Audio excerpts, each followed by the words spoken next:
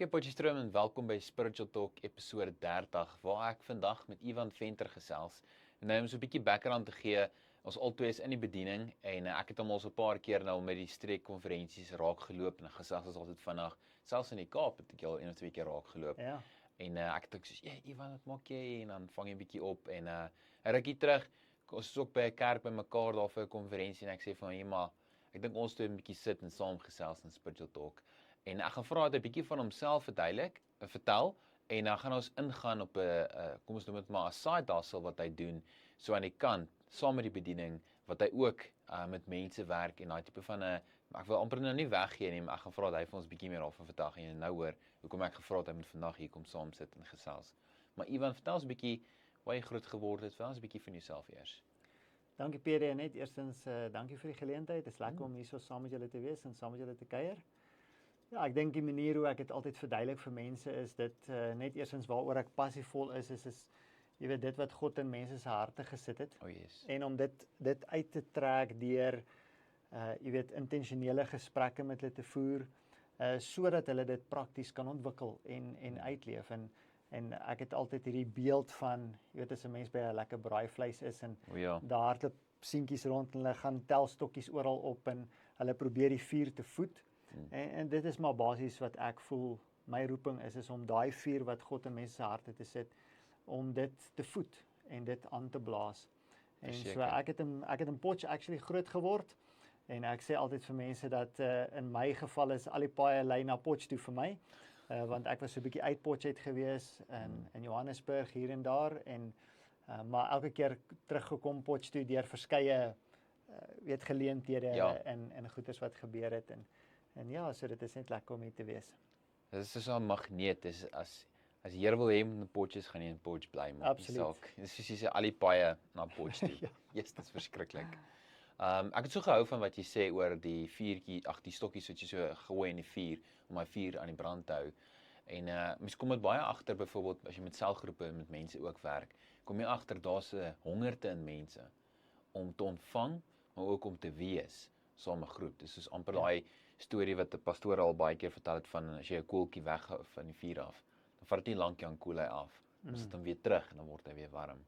En ek dink dis dis amper asof jy in jou binneste daai diepste instink van jou weet dat jy hoort aan 'n liggaam, jy hoort aan iets en jy het eintlik daai koneksie nodig om werklik waar te voel daar's iets meer as jou lewe as net maandag tot sonderdag. Ja. En ek dink Ivan gaan vir ons 'n bietjie meer vertel van daai rondom die life coaching wat jy doen. Vertel ons 'n bietjie daarvan. Ja, dankie.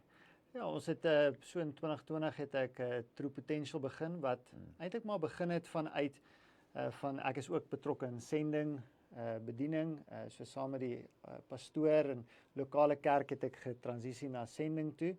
En deur dit ons hele leierskapsstruktuur is gebaseer op life coaching. Okay. Omdat ons agtergekom het dat mense hulle is in soveel verskeie kontekste waarmee ons werk, soveel verskillende kulture, dat elke persoon het hulle eie unieke oplossing wat hulle nodig het. Ons kan nie noodwendig as 'n leierskap kom en vanuit ons kultuur en agtergrond sê, ek dink hierdie is wat jy moet doen nie. Maar eerder deur goeie vrae, luistertegnieke, alles wat life coaching vir jou bied, om eerder daai bewustheid by hulle te kweek, sodat hulle daai oplossing kan ontdek. Ja. En so het ek bietjie met dit te doen gekry en agtergekom hoeveel waardevol dit is en om net mense te help om self te ontdek. En so in 2020 het ek toe besluit om True Potential te stig, wat dan nou maar 'n life coaching besigheid is, om dit ook so beskikbaar te maak vir ander mense, jy weet, buite die sendingorganisasie. En so het ek toe die voorreg gekry om met 'n verskeidenheid van mense te doen te kry en hulle weet life coaching aan te bied.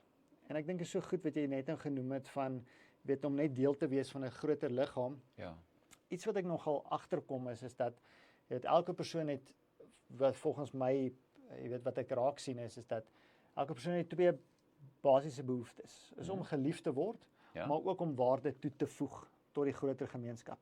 En dit is baie keer fokus ons net op een van daai pole, maar dit is so mooi om te sien binne in life coaching wanneer mense help om mense te ontdek wat binne hulle is, dan kom hulle agter dat hulle het actually mense wat vir hulle lief is, maar hulle kan ook waarde toevoeg. Okay. Hulle hoef nie te wag nie. Hulle kan waarde toevoeg na ander mense toe. En dit is wat my so opgewonde maak is want 'n mens sien hoe mense dit ontdek binne daai gesprekke deur daai praktiese uitleef wat hulle dan nou aksies neem na ons gesprekke, wat hulle dit kan ontwikkel, dit wat die Here vir hulle gegee het. Jessie, jy het 'n paar goed genoem wat vir my uitgestaan het. En die eerste een was dat die hele leierskapstruktuur so is dat elkeen van hulle ek wil amper sê die vaardighede het om 'n life coach posisie te kan betree en daai leiding te kan gee teenoor ander.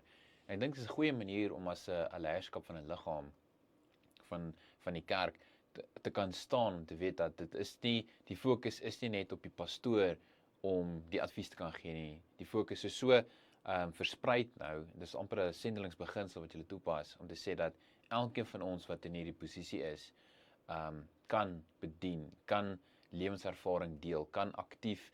Ek dink die Engels verduidelik dit mooi en ek dink jy kan saamstem, praat van active listening, waar jy werklik wil hoor wat is die behoefte agter dit wat mense vra en dan kom jy agter maar okay, hierdie is eintlik waar ons moet begin. En dan guide jy hulle in dit.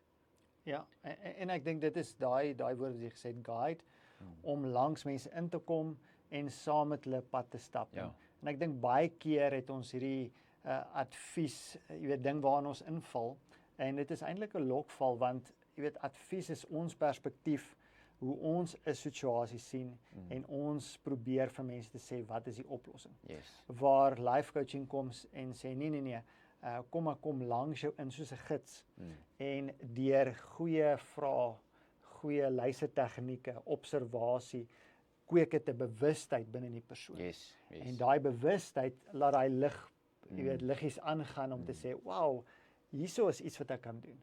Want so baie mense voel dat amper half daai ou ding van my skip moet inkom. My geleenthede moet my kom haal en daar's niks wat ek kan doen nie. Ek's 'n slagoffer van my omstandighede, ek's 'n slagoffer van my agtergrond, van waar ek is.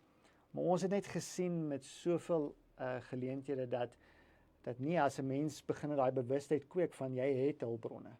Jy kan tree vorentoe neem. Jy kan 'n aksie neem. Dit gee mense daai selfvertroue om te sê, "Wow, dat ek kan my drome actually uitleef. Dit hoef nie net 'n dagdroom te wees nie. Ek kan dit begin uitleef en dan so vorm dit, jy weet, soos dit mense dit ondersoek." Ja, en ek dink ek hou van wat julle doen en ek is nogal so groot aanstander van dit en is daai bewustheid kweek in mense. Want dis uiteindelik wat jy wil hê, is om daai bewustheid te kweek in jou in die eerste plek sodat hy dit van sy eie punt af verder aanhou bou om te sê dat ek het hierdie droom en ek verstaan nou dat dit is moontlik vir my om te kan behaal. So kom ek oefen dit nou. En dis jy het jou rol gehad as 'n life coach langs hom te sê hy dink bietjie hier daaraan, kyk bietjie dan daai, oorweeg daai en dis amper asof jy as jy sien hulle kan verder aangaan op hul eie dan soos okay, ek kan los. Jy kan aangaan weer verder. Ek hou nogals van dit. En ek dink dis 'n baie groot, dis 'n kernbeginsel vir life coaching is om ons wil nie afhanklikheid skep nie. En so dis hoekom ons ook nie jy wil nie advies lewer nie. Ja. Jy wil eerder die persoon help dat hulle daai hulpbronne ontdek in hulle lewens, want dan kry hulle daai selfvertroue om te sê dat ek kan, jy weet, as 'n mens dit so kan sê, op my eie 2 voete staan en ek kan vorentoe beweeg binne die gemeenskap waar ek is. Ja. En so dit is so waardevol. Nou, gepraat van True Potential, dit is nou die life coach besigheid se naam. Ja. Waar oral kan 'n mens gaan kyk na julle? Is dit 'n webwerf, is daar sosiale media skakels? Ja, ek dink die beste plek is ons webwerf, soos true-potential.co.za. Okay. En ons het ook sosiale media skakels op Facebook en Instagram. Okay. Dieselfde naam, kan jy maar net gaan soek. En ek dink op ons webwerf verduidelik ons dit ook mooi en ons het ook 'n lekker blog wat ons noem Coach You. Wat dan nou maar basies 'n bietjie konteks gee oor 'n spesifieke onderwerp en dan is daar vrae wat ons gee wat mense hulle self actually kan coach. Okay. En deur daai vrae kan hulle 'n bietjie bewustheid rondom 'n sekere onderwerp dan nou lok en so ontwikkel. Ja, dit klink nogals exciting. Nou ek het 'n bietjie ook gekyk na die webwerf. Dit lyk amper asof jy hulle workshops ook doen met nie net 1-tot-1 mense nie, maar ook met groepe. Is dit 'n diens wat julle dan vir enige, kom ons noem 'n besigheids opset ook kan bied waar jy kom ons noem dit maar 'n corporate team benader of hulle benader julle en sê ons het hierdie spanmense, ons wil so 'n bietjie van 'n life coach session werk, 'n lekker spanbou tipe sessie, is dit ook goedjies wat julle doen? Ja, absoluut. Ons het daar's 'n paar verskillende vlakke van dit.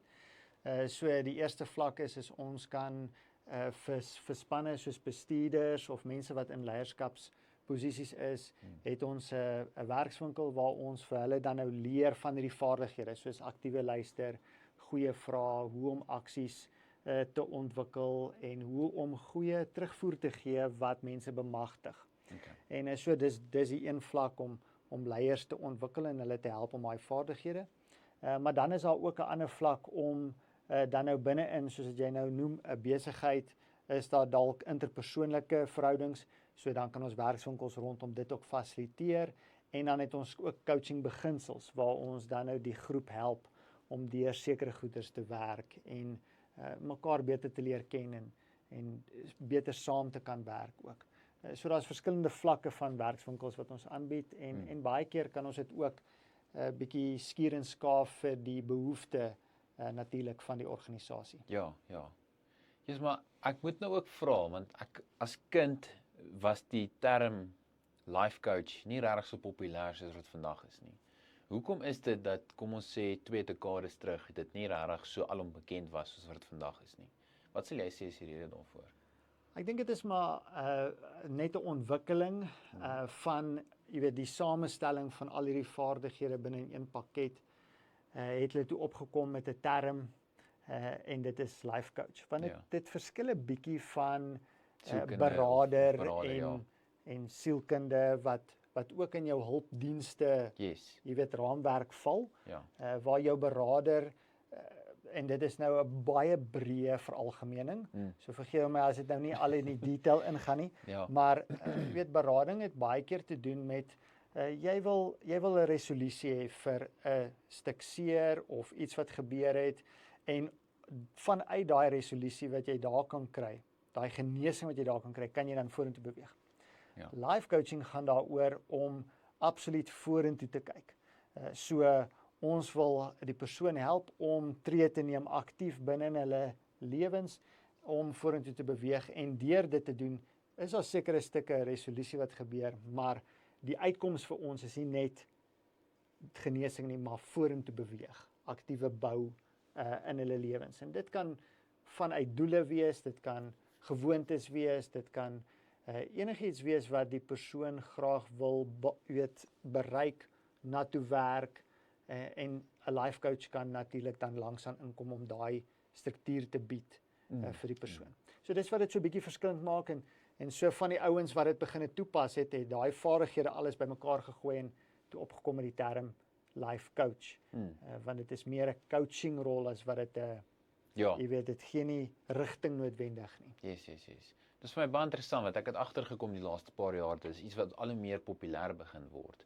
Ek het gesien dat 'n vriendin van my oorsee, dis in Engeland, ek dink spesifiek Londen, ook nou 'n life coaching ding begin het. En ek kom agter dat dis nie net meer populêr nou omdat dit net populêr is nie. Ek kan agterkom dat dit is amper asof die nuwer generasie jonger mense al hoe meer, ek gaan maar sê, afhanklik is van of al hoe meer behoefte het in hulle vir 'n tipe van 'n life coach in sekere aspekte van hulle lewe, want dit is amper asof die jonger geslag bietjie meer sukkel met sekere goed as wat ons noodwendig dalk nie mee gesukkel het nie.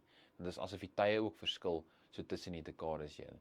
En ek het agtergekom, maar dis al hoe meer wat jy by skole sien waar beraders nou voltydse posisies het, waar dit voorheen maar net 'n onderwyser was wat so half deeltyds so rol gespeel het. Nou is dit by elke skool amper verpligting dat 'n skoolberader moet hê. Ek het gesien in die Kaap by een van die skole, topskole, het wat ook 2 beraders voltyds aangestel.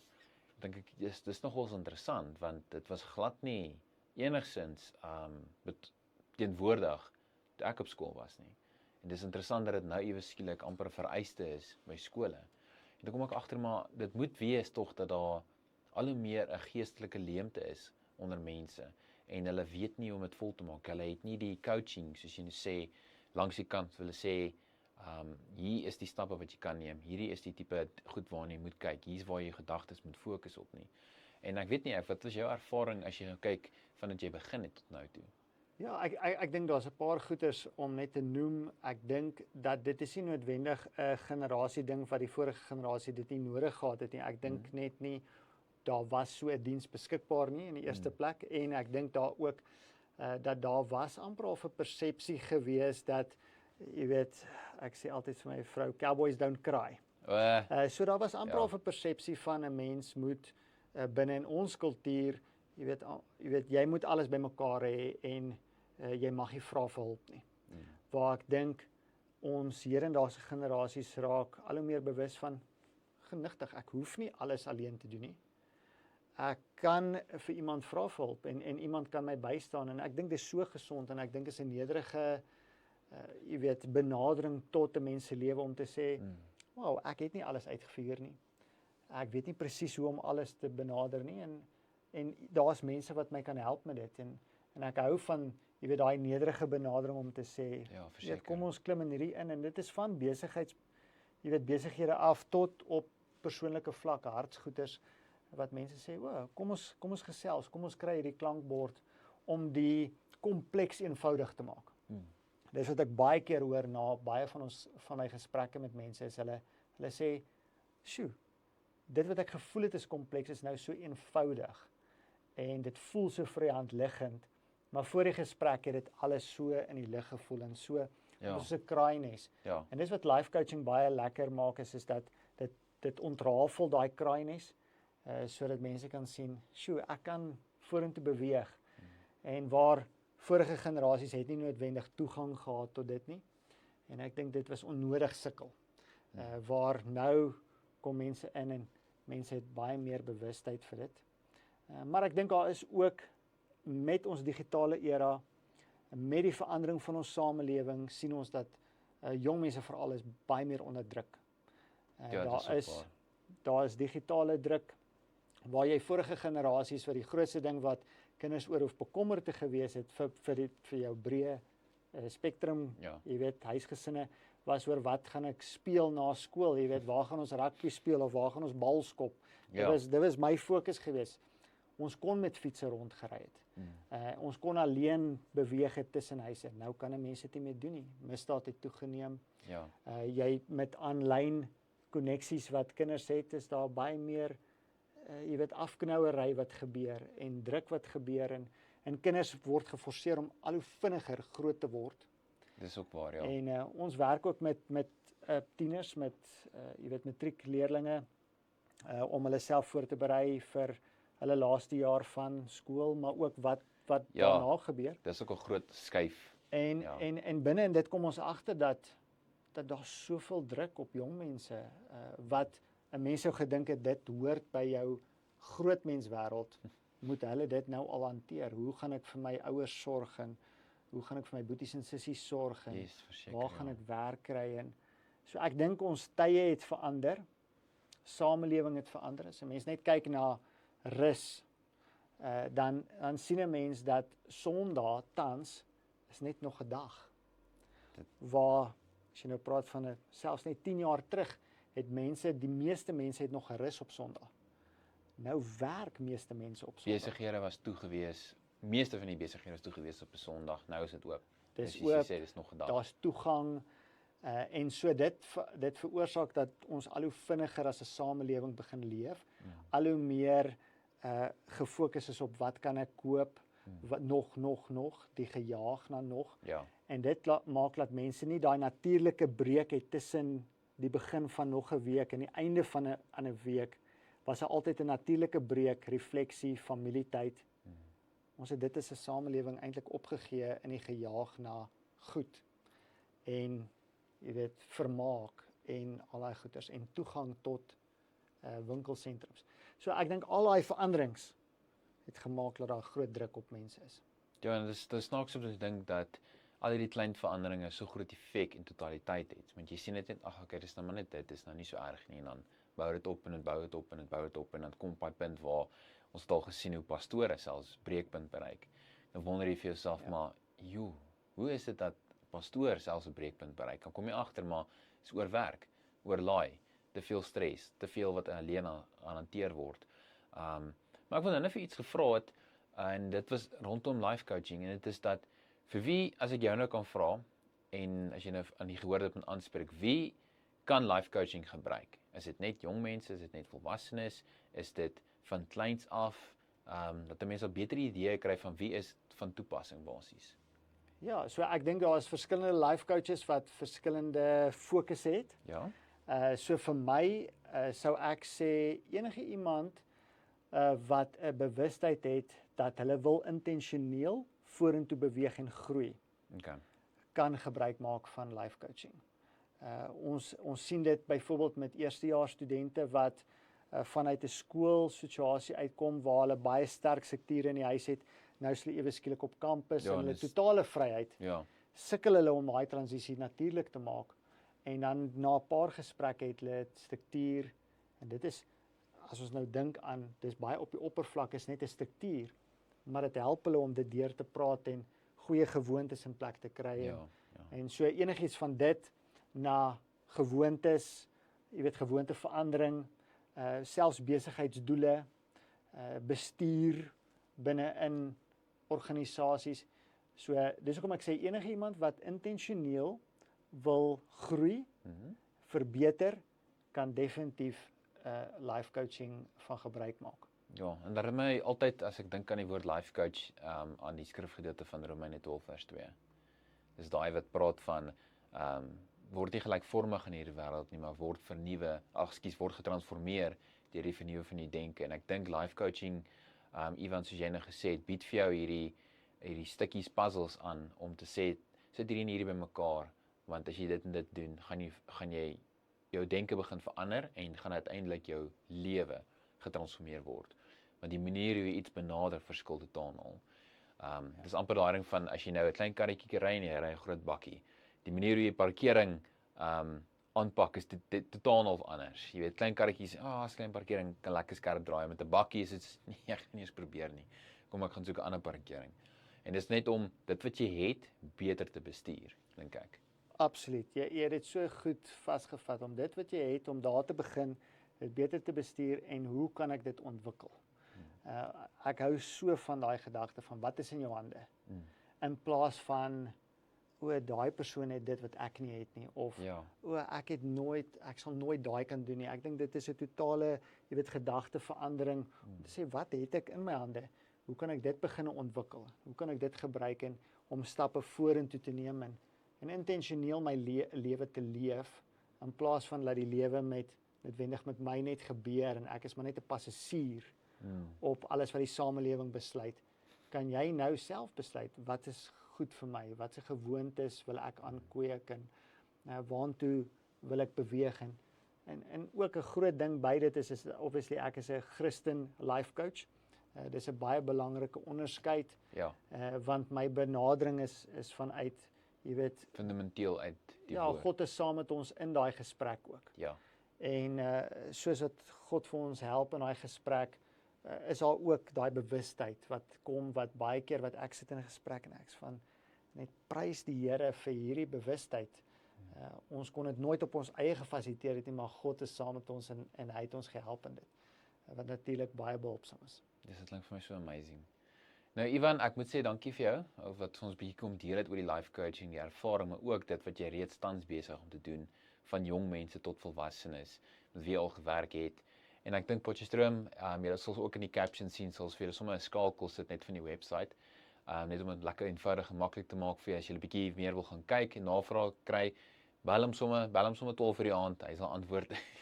Miskien nie 12 vir die aand nie, maar Dit sal die eerste punt wees vir my life coach. So Potchefstroom, tot volgende keer, dan sien ons julle weer hierso, selfde tyd, selfde plek. Daar's hy.